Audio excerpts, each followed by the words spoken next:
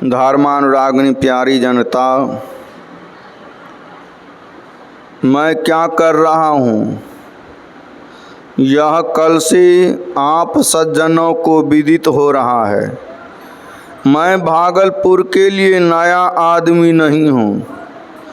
मैं 1909 ईस्वी के पहले से यहाँ आता हूँ।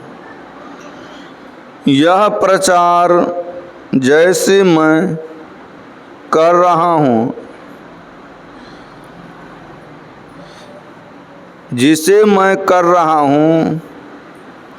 यह प्रचार जिसे मैं कर रहा हूँ ईश्वर भक्ति का है। इसका आधार संतों का वचन है। ईश्वर भक्ति में 3 बातें खास कर ली जाती हैं: स्तुति, प्रार्थना और उपासना। इन तीनों को छोड़कर कोई ईश्वर की भक्ति में गुजर नहीं सकता। स्तुति कहते हैं ईश्वर की मर्यादा के गुणगान को, बड़प्पन का वर्णन करने को। इससे श्रद्धा उपजती है और अपने लिए मालूम होता है कि यदि वे मुझे मिले तो मैं सारे कष्टों से छूट जाऊं। ऐसा होने से मन में होता है कि कैसे मिलेंगे।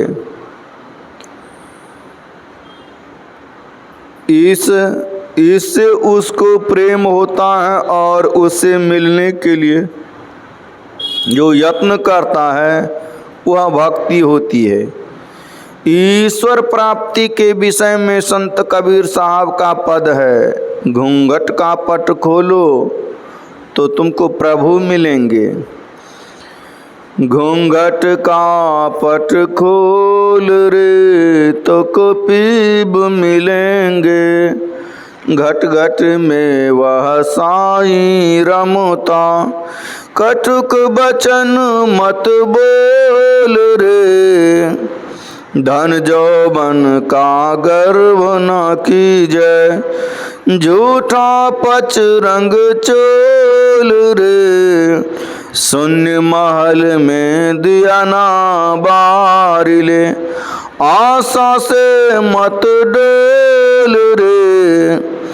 जोग जुगत से रंग महल में पिया पायो अनमोल रे।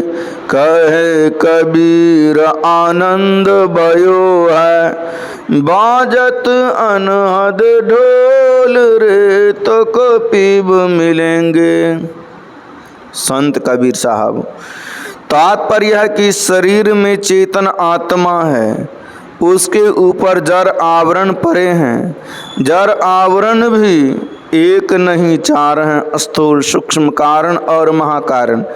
सूक्ष्म शरीर या लिंग शरीर के विषय में बहुत लोग जानते हैं। कथा है सावित्री सत्यवान की। इससे पता चलता है कि सूक्ष्म शरीर भी है। महाभारत में श्री कृष्ण ने पांडवों को शिक्षा दी है और कहा है कि लोग जैसे सिंह को खींचकर मूंज देखते हैं, उसी तरह योगी चेतन आत्मा को देखता है।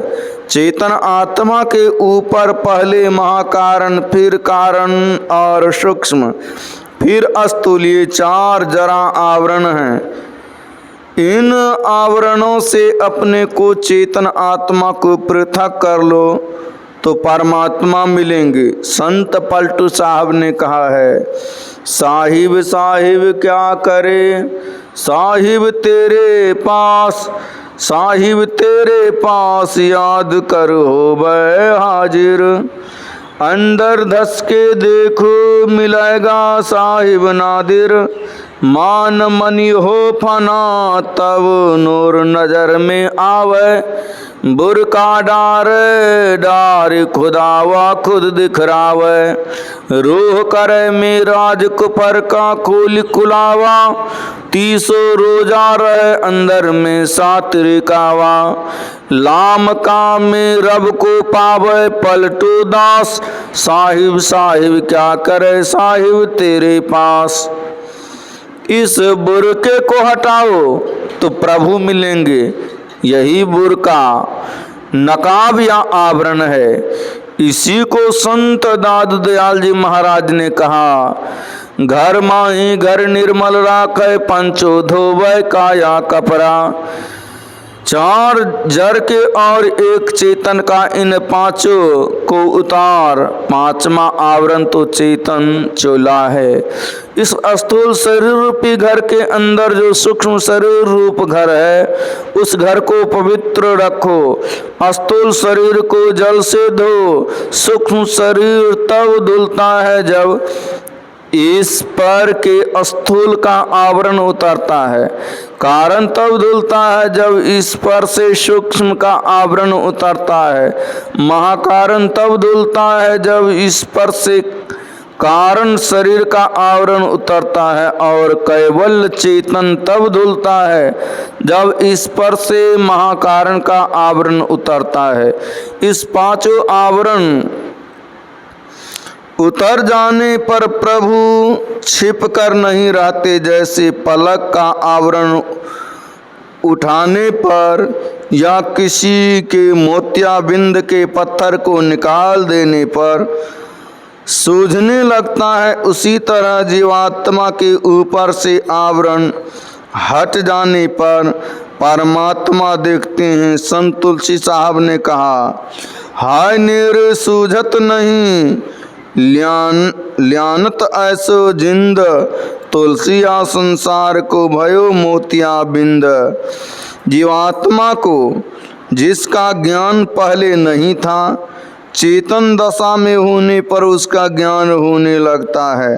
किसी का घात मत करो।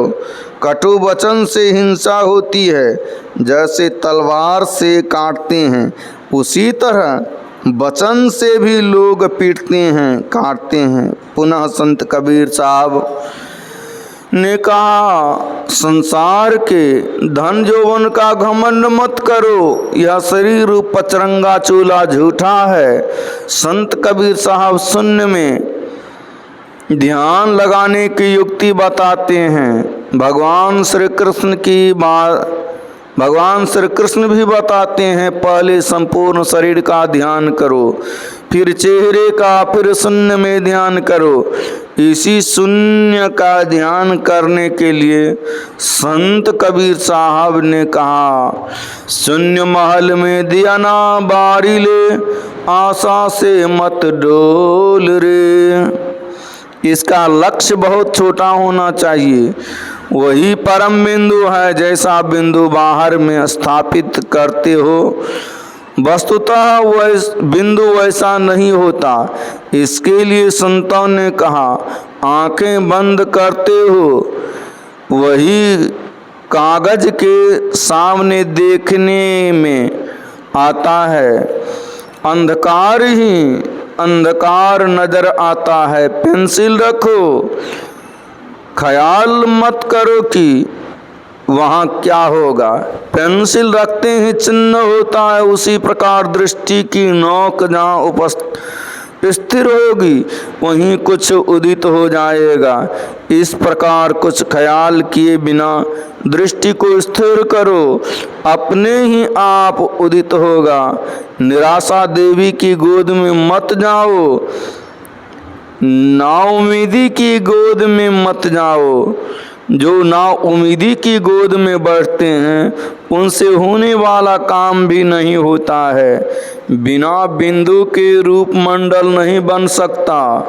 बिंदु को पकड़कर स्थान पर पहुंच जाना बहुत बड़ी बात है। स्थूल से ऊपर उठा, गोया एक घूंघट उतर गया। यह पहला बिंदु है। जहाँ तक आकाश है वहाँ तक शब्द है। इसलिए साधक को चाहिए कि उसको पकड़े। शब्द साधना से सृष्टि के अंत तक जाना होता है। शब्द दृश्य से ऊपर का पदार्थ है। कुछ बनने के पूर्व शब्द हुआ। शब्द तीन प्रकार के होते हैं, इंद्रियमय, मनोमय और प्राणमय। इसको बहुत गहरे ध्यान से जानने की आवश्यकता है। शब्द की उत्पत्ति अशब्द से है और लय भी अशब्द में ही है। जो आँख से देखने की शक्ति रखता है वह उससे वह देखता है जो रूप है। इसी कारण संत तुलसी साहब ने कहा, हिय नयन सैन सुचैन सुंदरी साजी श्रुति पीऊ पाए चली।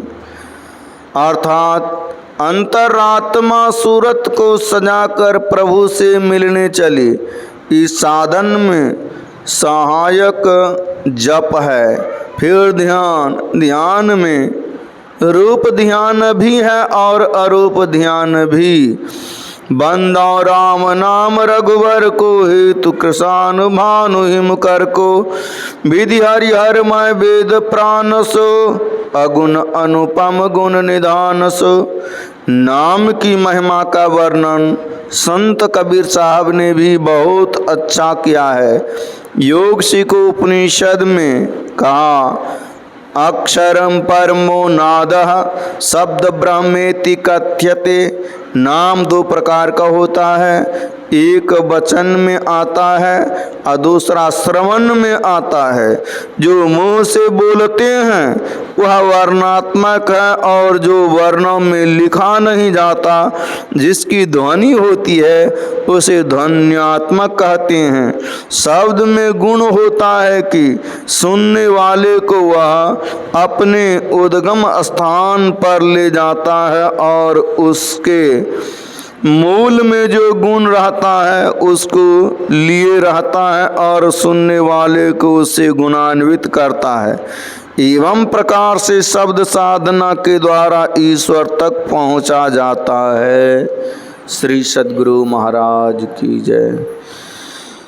यह प्रवचन भागलपुर जिला अंतर्गत मोहल्ला मिर्जानहाट में दिनांक 28/2/1954 ईस्वी को रात्रिकालीन सत्संग में हुआ था। श्री सद्गुरु महाराज की जय।